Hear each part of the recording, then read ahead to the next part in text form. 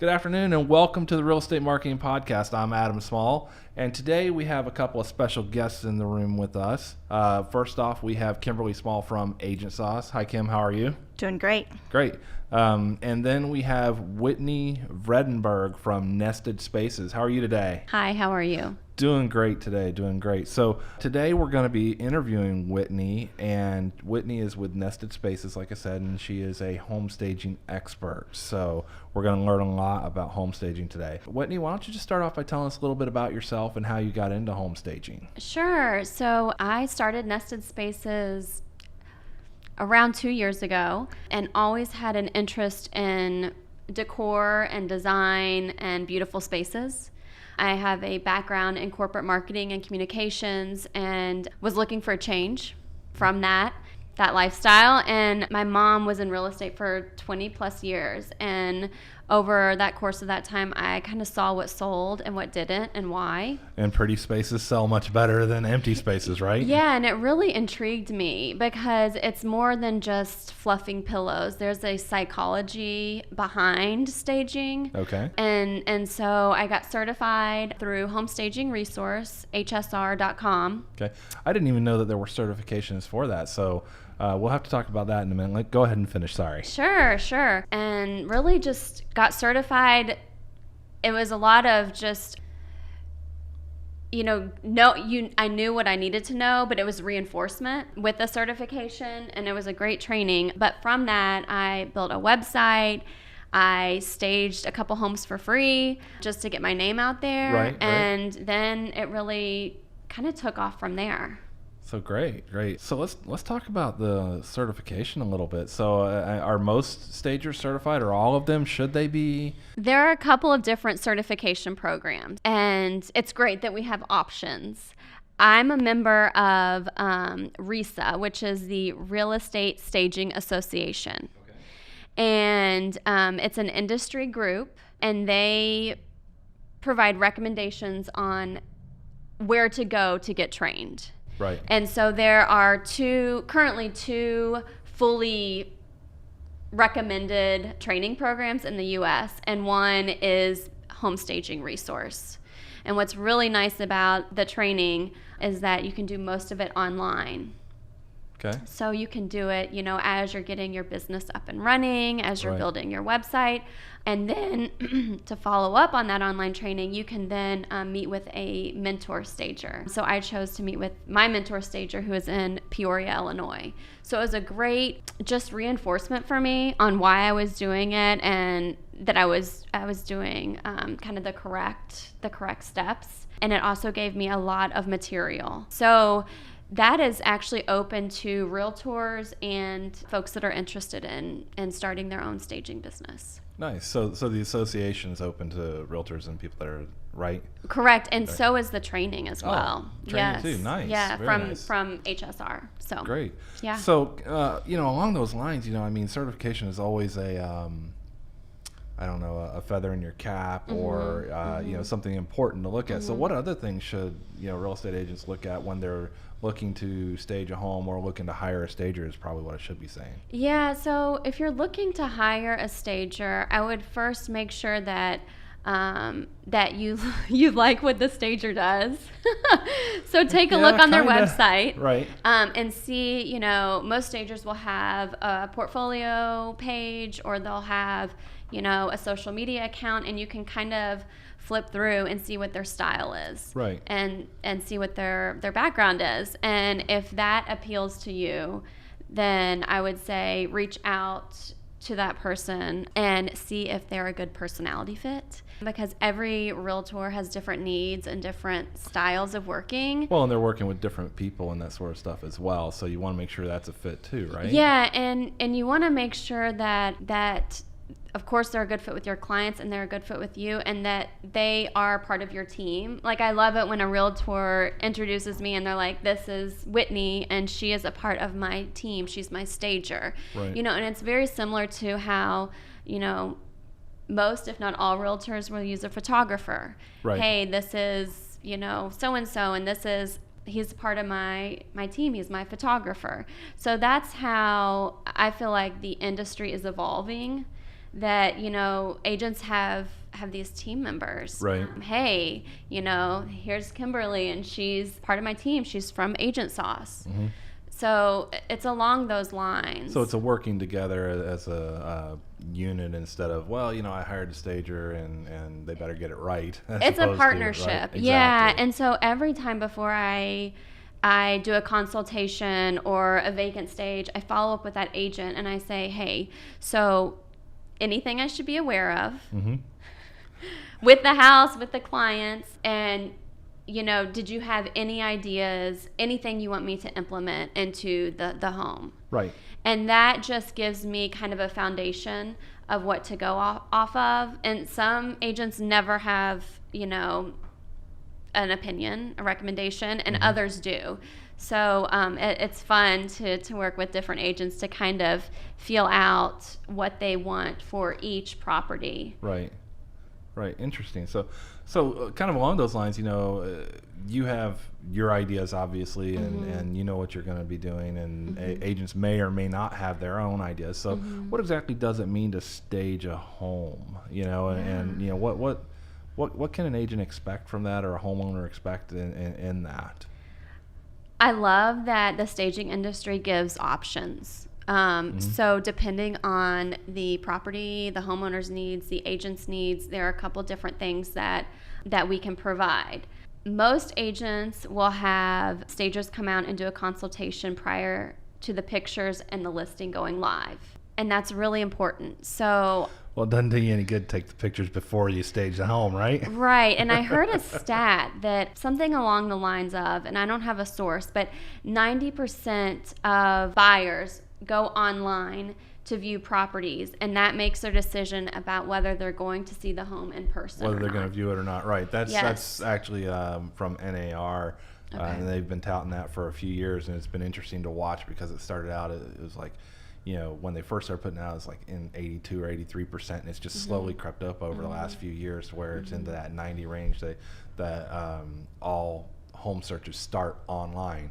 So when you start talking about, home search start online, what are they seeing? They're seeing pictures. So how important are the pictures, in order to get that person into the home? They're probably the deciding factor, right? So they really are. They really are. They are so important. And that's why I kind of cringe when someone will call me and the house has been on the market for 6 months. Right. And then I look at the pictures. And you know why. And you know why. So all that to say, I'll kind of circle back on the question. So there's a consultation that a lot of stagers will do, and that can be, verbally, go room by room with the agent, right, and or the homeowners, or it can be in a written format. Okay.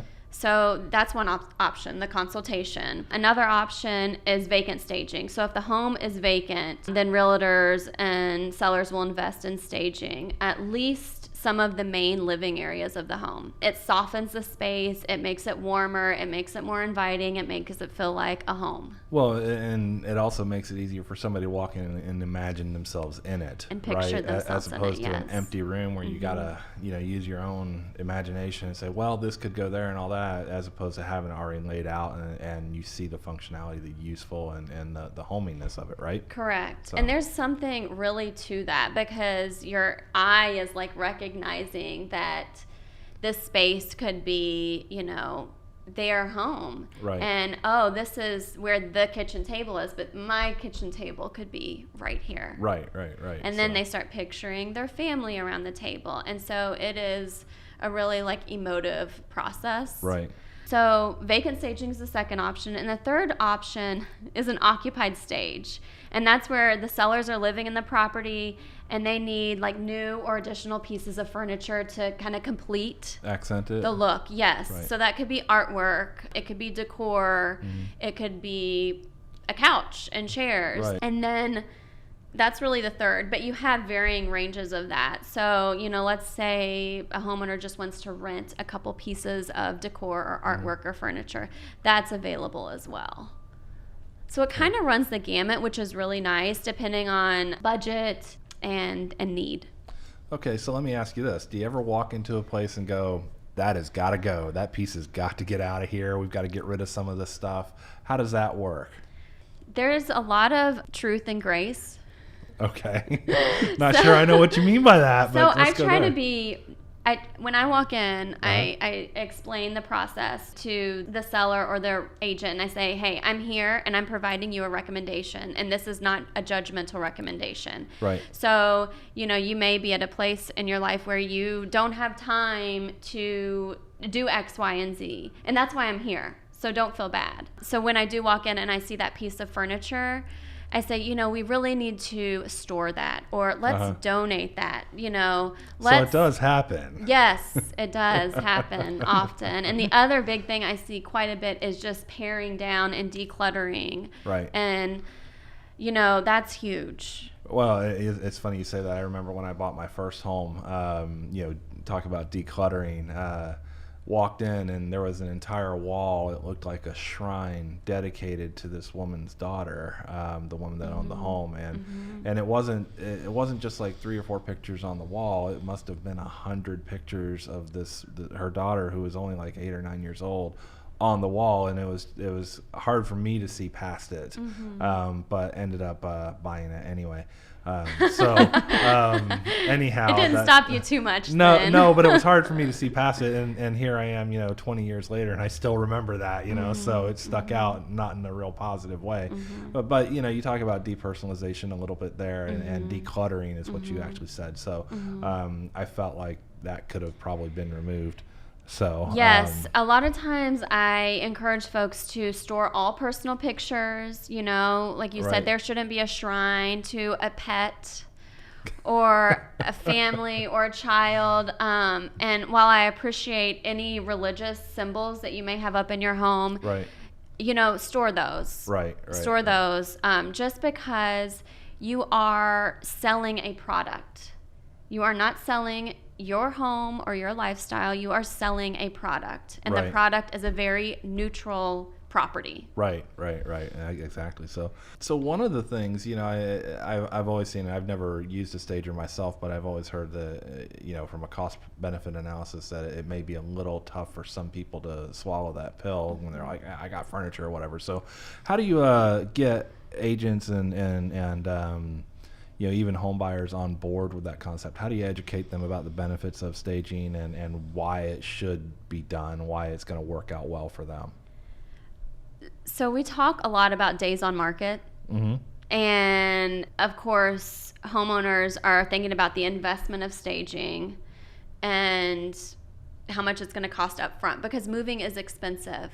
But then if you look at a staged home versus a non-staged home and the days on market of those two, and I have a stat. So one of the stats from the NAR, which this is, I think, a 2017 report, says about 1/3 of buyers' agents said that staging a home increased the dollar value offer between 1% and 5% compared to other similar homes on the market that are not staged. So in a worst case scenario, you're going to break even with staging, is what it sounds like. That is worst case. And, my goal is to sell the home like in 60 days and get 5% more on the property at least. Right. So that's an interesting thing, because you're talking about time on market, days on market, and that sort of thing. So, lately, across the U.S., the real estate industry is somewhat booming here, and homes are going quickly if they're good-looking homes, or if they're priced right and that sort of thing. So how does that work? It's essentially a seller's market. So how does staging work in a seller's market? Is it necessary? Is it still important? How does that affect you as a stager? That's what I guess I'm asking. Yeah, it's interesting. I'm still busy. Even though it is low inventory, it is a seller's market right now. Yeah. So there's always going to be a need for staging. I think during the recession, there was still a need for staging. Yeah. You're going to have folks that are still going to need to declutter. They're still going to need to neutralize regardless of the economy. And regardless of low inventory or not. So now the homes that you're seeing that have been on the market for 6 months, it's a red flag. It's like, well, it's they're low really inventory. In need of help, right? Why is this? What is wrong with this house? Why is it still on the market? Right. And I think there's an exception to that. So we're here in Indy, and the average home price is what, in the 3s or 4s? Something like that. So, if you're selling a $1 million property, it's likely going to take a little bit longer to sell. Find that bigger buyer, right? Right. But, if you're in the 2s to the 5s or 6s, I mean, right now it's a really good time to sell. Right. They should be selling. So your point is, if it's sitting on the market, you've got a problem in there. And it could be pricing, but it could very well just be the need for proper staging to illustrate and highlight the home's features, right? Correct. Right. So, yeah. Very cool. So what are some of your challenges that you have with working with sellers? I know we talk to agents a lot, and they don't want to pack up their stuff before it's time to leave, and I know that showing that a home is spacious, regardless of its size, is important. But if they're bursting at the seams and moving up and hesitant to start boxing up their stuff, a potential buyer is going to look at that and say, oh, there's not enough space. So how do you work with the sellers to transition them to think, okay, I'm moving on. These are the things that I need to do before I get the pictures out and stage and that kind of stuff. How can they help you do your job well? What are some things that you talk to them about? Again, I hit on the fact that this is their home, but they're selling a product. And so if there is stuff that needs to be boxed up, pared down, I call it paring down a lot because it's just a nice way of saying, let's move this stuff out. Then we'll talk storage units, pods, how can we make more space in a garage or a basement, although you don't want to clutter that up. And those are some of the ways that we pare down, especially those like main living areas, because I would not recommend, if they're bursting at the seams, that they store more stuff in their closet, for example. And I also explained that, hey, you are selling your house because you're moving. You're not actually staying here. Right. So keep only the items that you need access to. Your children do not need all of their toys. Keep your if you could send them off to grandma's while the house is on the market, that would be probably helpful, right? Right. But like, your children do not need all of the toys in the basement. So you ask them what their favorite toys are, and keep those toys in their play area. The rest of the toys will get boxed up, and hey, you box them up and then give them to them again for Christmas next year, and they'll never think know it's the new. difference. Exactly. So you open that bin that it was in, and you say, hey, do you remember this? And they will play with that toy all day, but they won't miss it when it's gone. Right. So things like that. I even, for adults, they have their toys too, right? Correct. And so, I say, if you haven't utilize this in 6 months, store it while the house is on the market. Right. Label it, and say la vie until you're in your new property. And then the other thing is, when houses are on the market, you'll often get a call like 30 minutes prior to a showing. So I also encourage folks, buy some baskets where you can store mail, you can store remotes, you can store keys. So when you get that call, that is where all of your stuff that's usually on the counters, you put that in, that one box. And that box should be sitting nicely on a counter. And then, you have a system in place as you're selling your home. Right. And so really it's all about creating a system when the house is on the market that will make the seller's life so much easier. You mentioned, storage, using storage units and stuff like that. And I know that sometimes little projects like paint or new countertops or those types of things make a huge difference in the way a home sells. I know a lot of agents work with the different vendors and stuff. Do you kind of guide the seller on who they can use as far as to get those little projects out of the way? And yeah, so most stagers will have like a recommended list of vendors and contractors that they use frequently that they'll pass on to the agent or to the sellers to kind of give them a path forward. Because really, as you're prepping your house for the market, I'd rather see you make updates to the home if your walls are purple. don't think that staging a home will offset the purple walls. Like, paint first. And that to me, that's a part of staging. But that's more important than, putting a rented couch in the living room, for example.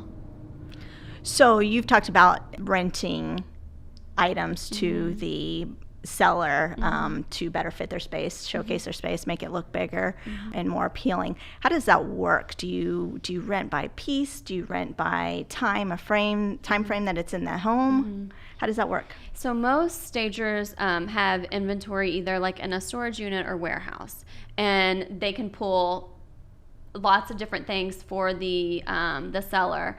And it usually, so if it's an occupied stage and it's already a furnished house, they'll rent just pieces here and there, kind of like an a la carte, and it varies based on the piece. So it's hard to give a price range because it's different for every city in every region. Right. But it's a lot less expensive to rent like a la carte than to furnish, let's say, an entire vacant property, for example. But a lot of stagers will bring in artwork. They'll bring in some florals just to add some pops to the property. I don't know if that answered your question, though. Yeah, I just and you had alluded earlier that you work with different budgets and that. And so I think sometimes people think staging that there's a high cost because they're bringing in all of this furniture and nice artwork, and that's going to be really expensive. And you work with the seller to try to figure out what you can use from their home already first, and then how you can accent that and bring pieces in that really work with their budget. And a lot of times we'll like shop their home. So we will rearrange furniture within, the existing, whatever they might have. So take something from one room, move it to another. Yeah, that sort of or thing. completely rearrange like the living room, for example. And you'd be surprised how much of a difference that makes. Right. And then if they need extra pieces, they either rent from us or say, they know they're going to need some new pieces in their new house. Then some stagers will even shop, for them, and they'll stick to a certain budget to get those pieces. Right. So there are a lot of different options. It's kind of nice to have that. A lot of flexibility in there, right? Yeah. So kind of in line with your, talking about budget and that sort of thing. Earlier you mentioned that, the goal for the sale price was 1 to 5% more than average, right? So do you have a goal for like days on market or something along those lines that to help expedite the sale of the property? Yeah, and it varies. So I guess my recommendation is that you price the house correctly from the get-go. That always makes a difference, that's for sure. If I think pricing it correctly and then marketing it correctly, so staging it, the right photos, if that is aligned, right. Yes, then my goal is always 60 days on the market, and that's let's get an offer the first couple weeks it's on the market, right? Let's get a contract, let's negotiate, then let's go through appraisal, inspection, and then we always move out the furniture by closing. But that's like a 60-day window, because most agents prefer to keep the decor and the accessories in the property while they're going through like appraisal and inspection. Right up until the moment it closes almost, right? Correct. Yeah, correct. So, just because they want to be able to line up a backup if they need to. That, and you want the buyer, when they're walking through, to have the same experience that they had when they walked through that first and second time. Oh, right. That never occurred to me. So you don't want them to walk in and be like, hey... Wow, it was amazing, but now not so much. Maybe a little buyer's remorse there or and something. That's a lot of times what will happen if you look at an online photo and it looks beautiful, and then say the seller's moved out. Right. And then they walk in and it's vacant. And it's like, it doesn't have that same impression, right? It doesn't have the same impression. It's like driving, the CRV. That's the point of life where I'm at. A CRV with, the bells and whistles. And then you get the sub version, the stripped down base model. Cadillac versus the Kia. Yes. Yeah. So exactly, yeah. Okay, so I just had something in my head there I was going to ask you about, and I've forgotten now. Kim? I was going to ask you about photographers, how you work with the photographers, because and there's some agents that take their own photos, but a lot of them, there's some great photographers out there that can really capture a space. Do you work closely with them as you're staging? I'm sure you know what to highlight in the room, and I'm sure that I know that a lot of photographers have an eye for that as well. But do you work closely with them as well to kind of say, hey, this is just my input on what needs to be highlighted? Yes and no, and it depends on the property. So, so at times, if we're trying to photograph a house that may have like an odd layout that's tough, then we will definitely talk through what angles we're going to shoot at and what that should look like. Because it's really important to highlight the home in its best light, and for people to see that, hey, this may be a little bit of an odd layout, but this is how this home would function when we live there. So most photographers have that eye and know the angle, but yeah, having that conversation is always really important. Kim's question about photography triggered what it was I had forgotten earlier. You were talking about looking online and then coming to the place and being disappointed, right? And it's funny because one of the things that we do at Agent Sauce is, in fact, virtual tours, and the gamut of pictures that you see on tours is amazing. And I always tell our agents, I say, put just enough up to get somebody to go, right? Don't put up so many that you highlight every negative thing about this home, and I've seen virtual tour pictures that were just amazingly poor. Is the best way to phrase that. With garbage bags, multiple garbage bags in the living room and holes in the roof and stuff. But then when you look at the outside photo and the yard, and even look, if you can see beyond that, it's really a great home, but somebody just, wow, what were they thinking putting those pictures up, So, kind of to your statement, though, I think there's a fine balance between overselling the home, right, and making sure that it aligns with expectations when they do show up, and then being brutally and bluntly honest with how it looks. I think there's that fine balance of photos and matching with reality. There is really all I was going to say. Is just pictures are amazingly important there, and you don't want to overdo it, but I guess you don't want to underdo it either. Yeah, I mean, I think a general baseline is that most people use like 24 pictures on their tours. On their tours, yeah.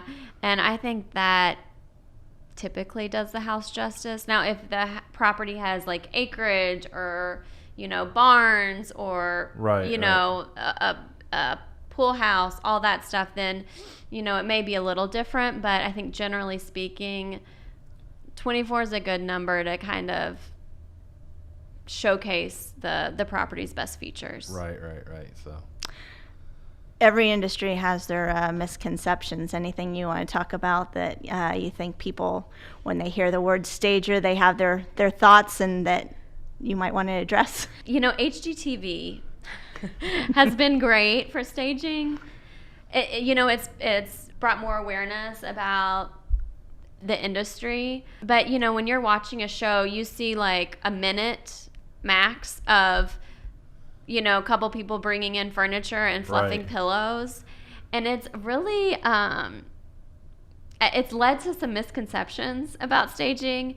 Because it's a labor-intensive process. Because if you're staging an entire property or the main living areas of a property, you're pulling inventory from your warehouse.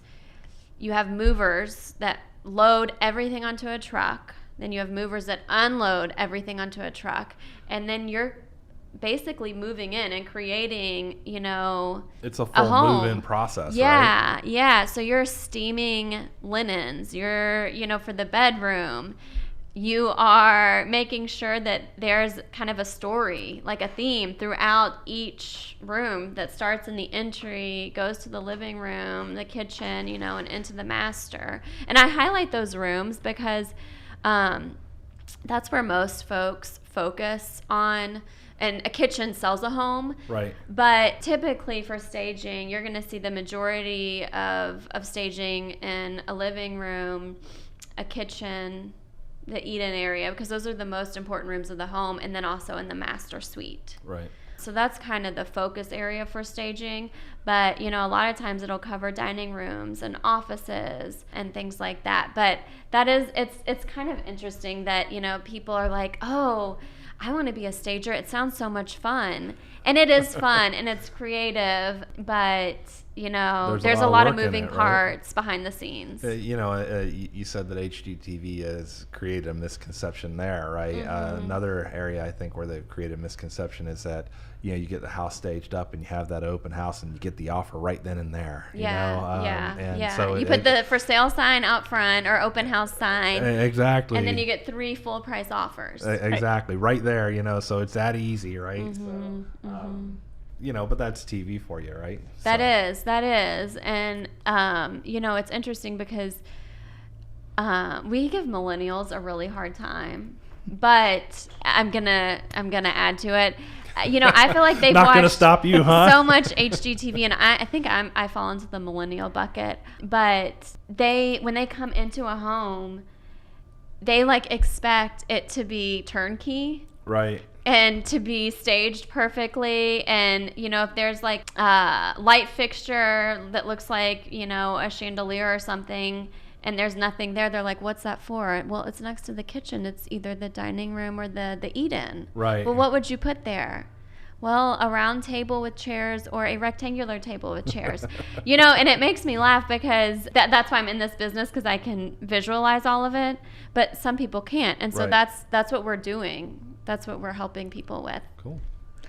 That's funny that you brought up HGTV, because a lot of agents will bring that up as well, because people see that as, they open a few doors to a few houses, they make a quick call to get the offer in, and that's it, and that's all they do. And there's a lot of heavy lifting, so to speak, on the back end for them to get a lot of stuff done in order to get a deal closed and that kind of stuff. So it's interesting. It's not the magical 30 minutes of work that is involved in the home buying, home selling process and staging. And right, you don't make one call and close a deal. I mean, it's multiple probably calls and lots of paperwork and lots of behind the scenes. Yeah, along those lines, there's a lot more to it, is what we're talking about. And so what's been one of your most challenging projects? Kind of to illustrate that, emphasize that it's really not that simple. Mm-hmm. There are a couple of, I call them learning opportunities. One big one, and this is just in general, be sure prior to the picture day and installation day, if you're staging a home, that the property is clean. Have it deep cleaned. Even if you are a very clean person, have a professional come and deep clean it. I guarantee that you're not going to want to do that, prior to getting everything else ready. And then be sure that, it's truly vacant. I've arrived at houses and I'm doing a vacant stage and their furniture is still there. And so my movers are waiting. Right, because they're really not supposed to move somebody else's furniture and it out, holds right? up. Well, that wasn't part of the bid. Right. So there's that. And then, two just high level things, communication and shared vision. If you are selling a house and you are particular, or if you're an agent that has a particular taste, share that with your stager so that your stager can pull pieces that you feel like fit too. I mean, it should be a collaborative process, but some agents will just say, I trust you, take care of it. And others are like, well, this is what we did in my house. Right. And then that's like, okay, red flags. Let's talk about what you're looking for. Hey, do you want to meet me at my storage unit or warehouse and pull some items to make Right. sure we're aligned? Right. Because the most important thing is that the staging fits with that shared vision, and that everything goes smoothly and seamlessly so that we can get the house on the market. Exactly. Because the staging has to work, then we take photos, then the open house happens. So there's a whole order of operations, Yeah. and it's got to be put together smooth and communicated so it's all smooth, is what you're saying, right? Correct. And, Right. Even expectations, right? Set those expectations early. Hey, this is when we plan to do the install. Oh, you have the photographer coming 4 hours after that? That's have him come the next day. Right. Let's do a walkthrough Right. of the staging, and then why don't you have him come, the next morning or Yeah. something. And I'm not blaming agents because there are so many moving parts to getting a house listed, but those are some things to kind of think through Mm-hmm. as you start Going through that utilizing a process. stager. Yeah. Right. Yeah. So You talked about moving furniture not being part of the bid that you provide. Is that something that if you have that initial consultation and you say, help them make a list, these are the things that need to be put in storage, sometimes having that drop down, okay, we're coming on this day, these things need to be ready, and you'll be charged for moving them whether they're ready or not. Do you offer that as a service so that you can Yes. have them Yes. help them We give them a ahead of couple time? options. If they need help moving, then we can help them move it to their storage unit or wherever, their new house potentially. And then I have everything written down, and all stagers should do this in a contract. Right. So that it's very clear as to what we're doing while we're there. well, that gets back to setting expectations, right? So Yeah. that you don't show up and it's supposed to be empty and there's a house full of furniture, right? And they want you to Right. move it. Right. So, Right. exactly. So what areas, we've talked about staging in general for a while now. Mm-hmm. Let's talk about your company in specific here. What areas do you cover, regionally speaking, as well as maybe even house types or that sort of thing? Yeah, so Nested Spaces is based in Zionsville, but Indiana. Zionsville, Indiana, yeah, suburb of Indianapolis. But we cover Zionsville, the northern suburbs, so Zionsville, Carmel, Westfield, Noblesville, Fishers, all the way down to like Greenwood. Oh, okay, so most of Indianapolis, and actually that would be all of Indianapolis and then some. Mm-hmm. So nice. Yeah, and so you'll see us in Meridian Hills, Meridian Kessler, Broad Ripple, downtown. We're doing an install in the Bates Hendrick district, Yeah. which is such a cool area. We're doing that early next week. So Brownsburg, and that's most stagers have a pretty wide swath of Right. area that they'll cover. What about types of homes that you cover? I mean, and I guess maybe that's kind of vague, right? But do you do everything from like the $50,000 one bedroom, one bath type house up to the $2 million? How does that work? Yeah, so you'll see us in condos. You'll see some stagers in apartments too. Mm-hmm. You'll see us in the suburbs, in subdivisions, and you'll see us in $1 million homes that So have it really acreage. doesn't matter. I mean, you can work with pretty much any type of home in order to make it easier to sell. Correct. Okay, correct. great. Yeah. Great. So for those of us that are listening and aren't in the Indianapolis area, how would they go about finding a stager? I mean, is there a network of some sort? Yeah, so there are a couple of different places. The Real Estate Staging Association, which we talked about earlier, RESA, they have a directory of certified stagers. Right. And they have a certification or accreditation called RESA Pro. And I'm a RESA Pro member, and there are probably hundreds of other RESA Pro members that you Right. can find on the RESA website. So you're saying that somebody listening could reach out to you and you could help put them in touch with somebody else across the Yes. country in Yes. their area. Yep. That's what you're saying. Yep. Okay. Or they could go to the website and look. Either way. Okay. What's the website again? I believe it's if you search Real Estate Staging Association, which is RESA. It's realestatestagingassociation.com. At least that's what I'm seeing here. Yeah. So they could always go there too, right? Yep. They Great. can go there. And there's a section on there for agents as well, just Oh. FYI. So agents can connect with RISA as well and utilize that as a good resource too. Great. And then the other certification, which I think we touched on, is Home Staging Resource. And you can go to homestagingresource.com and find stagers there as well, or information on staging too.